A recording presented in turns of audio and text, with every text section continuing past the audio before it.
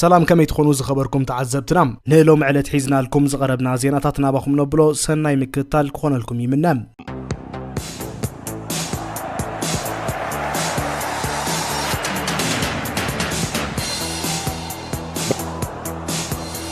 نهاجراويت غانتا اسبانيان غانتو بارسلونا ناباسي كم زات وازغبره بلوص منسي تصاوتا يامين يامال كف وزيكل ماسيتي اغاطيمو خمزلو ترغاغيصوم እዝን ያሚን ያማል አጋጢሞ ዝባል ዘሎ ማሴቲ ፖባልጊያ ዝባል ኮይኑ ንስፖርታዊ ተጻዋቲ ኣብ ከባቢ ፍረነብሶም ዘጋጥሞ ማሴቲ ምዃኑ ይነገረሉም እዚ ማሴቲ ነዚ ተፈላለዩ ተጻዋቲ በተመሳሳለ አገባብ ናይ ያማል ዝጻወቱ ተጻዋቲ ከም ዘጋጥሞም ይነገርም አቀዲሙን ከም በዓል ኒኮ ዊሊያምስ ኮል ፓልመር ማስታንቱኖን ተመሳሳለ ጸገም አጋጢሞም ከም ዝነበረ ይዝከርም እዚ ማሴቲ በሰንኪ አገባብ አጻውታ ዝመጽ ጸገም ኮይኑ ኣብ ውህዳት ካሊታት ነተጻውቲ አንጻር ጋንታ ንምትላል በዝካየድ ቁልጡፍ ምንቅስቃስ ዝስዕብ ምዃኑ ክኢላታት ሕክምና ይገልጹም እዚ ማሴቲ ሓንሳብ ምዘጋጥመካ ሙሉእ ብሙሉእ ዝፍወስ ከም ዘይኮነን እዞም ክኢላታት ጥዕና ወሲኾም ይገልጹም ፖባልጊያ ዘጋጠሙ ተጻዋታይ ሙሉእ ዕረፍቲ ብምውሳድን ነቲ ማሴቲ አጋጢሞ ዘሎ ክፋል አካላት ዘጠንክር ልምምድ ክሰርሑን ይምከሩም ኣብ ኩሎም ተጻዋቲ ዘጋጥም ተመሳሳሊ እምበር ሓደ ዓይነት በዘይ ምዃኑ ገለ ተጻዋቲ ክሳብ መጥባሕቲ ክገብሩ ከም ዝኽእሉ ይንገርም ስፓኛዊት ክለብ ባርሰሎና ንማሴቲ ዝመንሰይ ተጻዋታይ በግቡእ ስለዝተረደት ካብ ወሰንቲ ዘይኮኑ ጸወታታት ከተዕርፎን ኣብ ተወሳኺ ሃልኪ ከተእትዎ ከም ዘይመረጸትን ምዛጋንታ ቅርበት ዘለዎም ወገናት ይሕብሩ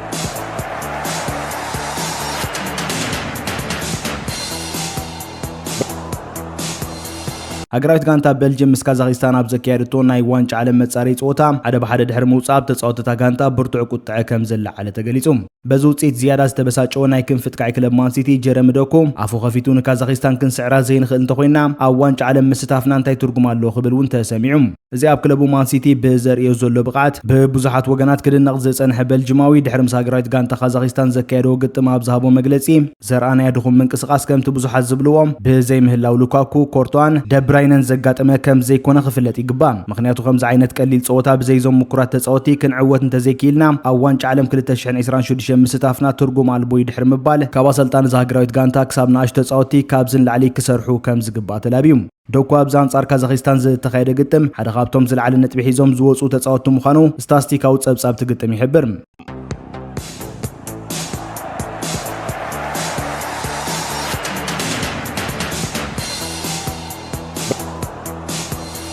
ኣብ ናይ መጨረሻ ዓመት ናይ ውዕሉ ረጊጹ ዝርከብ ፈረንሳዊ ተኸላኻላይ ክለብ ሊቨርፑል ኢብራሂማ ኮናተ ጉዳይ ውዕሉ አመልኪቱ በዝተፈላለየ ማዕከናት ዜና ክጋዋሕ ዝወርሐ ዜና ካብ ሓቂ ዝረሓቐ ምዃኑ ሓቢሮም እዚ ፈረንሳዊ ናይ ማእከል ተኸላኻላይ ኣብዚ ዓመት ሒዝዎ ተበጊስ ዘሎ ብቕዓት ዓጋብ እኳ እንተዘይኮነ ዘለዎ ዕቑር ዓቕሚ ዝተመልከተት ስፓኛዊት ክለብ ሪያል ማድሪድ ግን ውዕሉም ሰብ ክዕብ ክራማት ብነጻ ከተፈርሞ መዲባ ከም ዘላ ክሕበር ጸኒሕሎም ተኾና ኣብዚ ቅንያት ሊቨርፑል ሓድሽ ውዕል ከም ዝቐረበትሉ ተወሪን ኮናተ እውን ከም ዝነጸጎ ተሓቢሩን ምስ ሃገራዊት ጋንታ ፈረንሳ ተሓቂፉ ዝርከብ ኮናተ ብዛዕባ እዚ ጉዳይ ተሓቲቱ መልሲ ኣብ ዝሃበሉ ብዛዕባይ ብዙሕ ነገራት ተጻሒፎም ክርኢ ጸኒሕም ሊቨርፑል እውን ሓድሽ ውዕል ከም ዝቐረበትለይ ተሓቢሩ እዚ ዜና ካበይ ከም ዝነቐለ ኣይፈልጥን ግን ኩሉ ብዛዕባይ ዝበሃል ዘሎ ወረ ካብ ሓቂ ኣጸቢቑ ዝረሓቐ ብምባል ካብ ጋንቱ ንተወሳኺ ዓመታት ኣብ ሜዳ አንፊልድ ክጻወት ሓድሽ ውዕል ከም ዘይተቐረበሉ ሓቢሩ ኢብራሂማ ኮናተ ዝመጽእ ዓመት ኣብ የነይቲ ክለብ ከም ዝህሉ ኣብ ቀረባ እዋን ውሳኔኡ ከም ዘፍልጥ ወሲኹ ሓቢሩ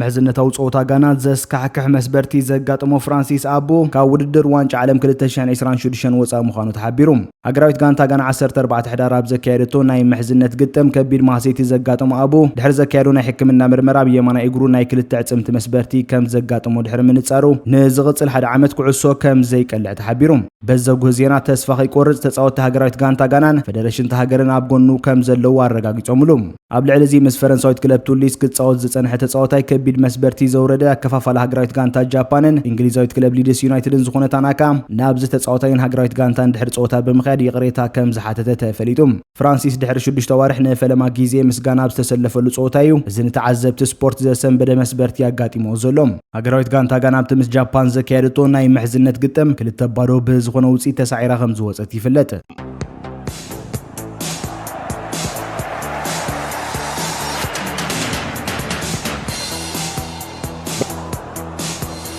ኣብዛ ዓመት እዚ ብዘመዝግቦም ዘሎ ብዙሕ ሸቶታት ኣብ ብሉጽ ብቕዓት ከም ዘሎ ዘመስከረ እንግሊዛዊ ጥቃይ ሃሪ ኬን ሽልማት ባሎን ዲዮር ክዓትር እንተኮይኑ ዋንጫ ዓለም 2026 ወይ ድማ ቻምፒየንስ ሊግ ምዝዕወት ጥራይ ከም ዝሰምር ገሊጹ። ሃሪ ኬን ኣብ መግለጺኡ ነዚ ኽብርህ ከሎም ኣብዛ ዓመት ክሳብ 100 ሸቶታት ክበጽሕ ይኽእል እየ፣ ግን ዋንጫ ቻምፒየንስ ሊግ ወይ ድማ ዋንጫ ዓለም ክዓትር እንተዘይክኢለ ካብ ኣብ ባሎን ዲዮር ተወዳዳሪ ምዃን ሓሊፈ ተዓዋቲ ክኸውን ኣይክእልን እየ ድሕሪ ምባል ንብሉጻት ኣጥቃዕቲ ዝእዋን ሃላንድ ምባፔን ካልኦት ኣጥቃዕትን እውን ንጽዋዕ ባሎን ዲዮር ከልዕልዋ ተመሳሳሊ ዓወት ከም ዘገድሶም ኣረዲዩ። 32 ዓመት ረጊጹ ዝርከብ ሃሪ ኬን ዕድመ እናደፍአ ብዝኸዶ ዘሎ ንባሎን ዲዮር ክዕወተላ ዝኽእል እታ ዝበለጸት ዓመት ሎሚ ምዃና ይግመት። እዚ እንግሊዛዊ ጥቃይ ኣብዛ ዓመት እዚ ምስ ጀርመናዊት ክለብ ባየር ሙኒክን ሃገራዊት ጋንታ እንግሊዝን ኮይኑ ኣብ ዘካየዶም 23 ፀወታታት 28 ሸቶታት ኣመዝጊቡ ይርከብ።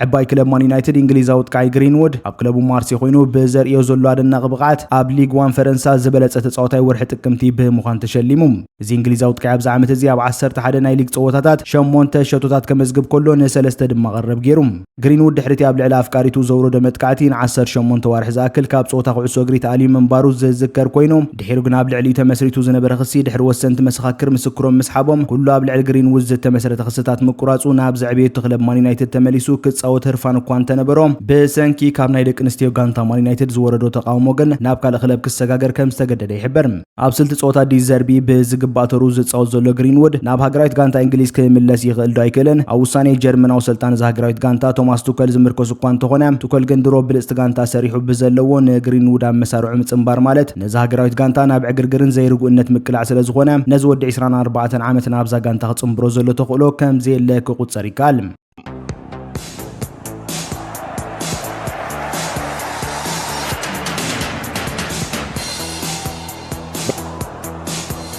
تاريخاو تصاوتاي كلب ارسنال فرنساوي تيري هنري لو معامل زغان ارس وانچا بريمير ليج عاد انجليز كتعثر كم تخل حبيروم እዚ ምስ ስካይ ስፖርት ኮይኑ ኣብ ናይ ምትንታን ስራሕ ዝርከብ ፈረንሳዊ ሎም ዓመት አርሰናል ድሕሪ 22 ዓመታት ዋንጫ ፕሪሚየር ሊግ ዓዲ እንግሊዝ ከተልዕል ከም ትኽእል ድሕሪ ምሕባር እዚ ክውን ምስ ዝኸውን ድማ ኣብ ተዛጋንቱ ነበር ዋንጫ ፕሪሚየር ሊግ ተዓትረሉ ሜዳ ክርከብ ከም ዝኾነ ሓቢሮም አርሰናል በዘለው ዓምቆት ጋንታን ሒዛቶም ዘላ ብሉጻት ተጻወትን ካብ ካልኦት ጋንታታት ዝሊግ ዝለዓለ ተኽእሎ ናይ ዋንጫ ምልዓል ከም ዘለዎ ይሕበር ብፍላይ አሰልጣኒ ሚኬል አርቴታ ኣብ ዝወስዶም ውሳኔታት ካብ ዝሓለፉ ዓመታት ተሞኪሩ በምህላው ካብ መሪሕነት ዝሊግ ከይወረደት ነዚ ዓመት ክትውዳእ ከም ትኽእል ይሕበር አርሰናል ኣብዚ ዓመት እዚ ካብ 10 ፀወታታት ሓንሳብ ተሳዒራ ክልተ ግዜ ድማ ነጥቢ ተመቂላ በዝወፀቶም ብ26 ነጥቢ ኣብ ቀዳማይ ተርታ ተሰሪዓ ትርከብ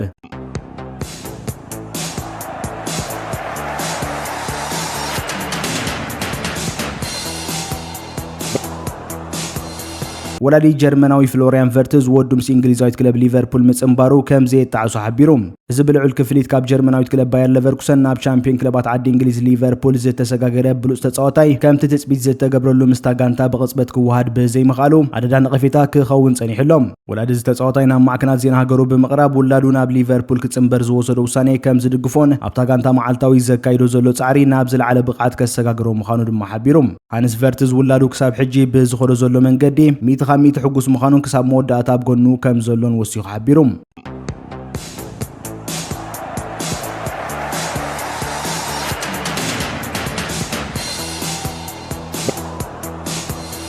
መጻረይ ግጥማት ዋንጫ ዓለም 2026 ሃገራት ኤውሮፓ ኣብ ናይ መወዳእታ ገጻቱ በፂሕሉ ብዘሎ እዋን እታ ኣብ ዝሓለፈ እዋን ሓለቓ ጋንታ ብቐይሕ ካርድ ዝኸሰረት ፖርቱጋል ናብ ዋንጫ ዓለም 2026 ዘሕልፋ ትኬት ከም ዘቁረፀት ተፈሊጡ ሃገራዊት ጋንታ ፖርቱጋል ብሰንኪ ኣብ ዝሓለፈ ፀወታ ሓለቓ ጋንታ ክርስቲያን ሮናልዶ ዝወሰዳ ቀይሕ ካርድ ብተጻዋታይ ክለብ ማን ሲቲ በርናንዶ ሲልቫ ተመሪሓ ኣብ ዛዛ ምግጥም መጻረይ ዋንጫ ዓለም አንጻር ሃገራዊት ጋንታ አርሜንያ ገጢማ ጃው ኔቬዝን ብሩኖ ፈርናንዴዝን ሃትሪክ ኣብ ሰርሑሉ ግጥም ድማ ፖርቱጋል ንአርሜንያ ብዝዕነወ ውጽኢት 9-1 ሲራታ ወጽያም መላይ ክርስቲያን ሮናልዶ ናጽነት ዝሃባት መስል ሃገራዊት ጋንታ ፖርቱጋል ኣብ ዝግጥም ኩሎም ተጻወታ ብናጽነት ክጻወቱን ናይ ምጥቃዕ ተበግሶታት ክወስዱን ብዝተራእይዎም አድላይነት 5 ግዜ ዕውት ባሎን ዲዮር ክርስቲያኖ ሮናልዶ ከም ዘብቅዐም ብዙሓት ተንተንቲ ኣፎም ከፊቶም ክዛረቡ ዕድል ሂቦም ቅድሚ ጸወታ ምክያዱ አሰልጣን ሃገራዊት ጋንታ ሮቤርቶ ማርቲነዝ ኣብ ዝሃቦ መግለጺ ዋንጫ ዓለም ንምስታፍ ዘይኮኑ ዋንጫ ዓለም ንምዕዋት ይሰርሑ ከም ዘለው ብምሕባሩ ነዚ ውድድር ኣብ ክርስቲያን ሮናልዶ ዝተመርኮሰት ጋንታ ሒዙ ምዛኣትዎም ነታንቂልዎ ዘሎ ፕሮጀክት ክዕወተሉ ከም ዝጽግሞ በኣጉ ክምከር ጀሚሩሎም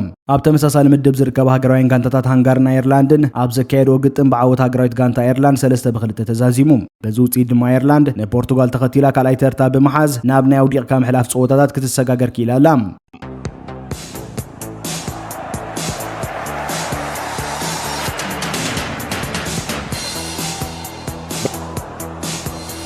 ዝሓለፈ ወርሒን ሃገራዊት ጋንታ ሽወደን ክመርሓዝ ዝተመዘ ግራን ፖተር ነዛ ሃገራዊት ጋንታ ሒዙ ኣብ ዘካይዶ ፋልማ ይግጥሙ ብስዊዘርላንድ ናይ 4-1 ስዕረ ድሕሪ ምምዝጋቡ ጸገም ሃገራዊት ጋንታ ብኣሰልጣኒ ምቕያር ጥራይ ዝፍታሕ ከም ዘይኮነ ክግለጽ ጀሚሩሎም እዛን ሓደ ካብ ብሉጻታት ቃዕታ ቪክቶር ጊዮክረስ ብሰንኪ መስበርቲ ዝኸሰረት ሃገራዊት ጋንታ በዚ ዘጋጠማ ስዕረት ናብ ዋንጫ ዓለም 2026 ዘሕልፍ ዕድል ጸልሚት እኳ እንተሃለወ በታብ ኔሽንስ ሊግ ዘመዝገበቶ ብሉጽ ነጥቢ ተሓጊዛ ግን ካልእ ናብ ዋንጫ ዓለም 2026 ከሳትፋ ዝኽእል ናይ ውዲቕካ ምሕላፍ ግጥም ኣብ ኢዳ ምህላው ይሕበር ዝኸበርኩም ተዓዘብትና ሎም ዝበልናዮም ዜናታት ነዚ ይመስሉ ኣብ ቀጻሊ ብተመሳሳሊ መደባት ክሳብ ንራኸብ ሰላም ጥዕናን ንኹልና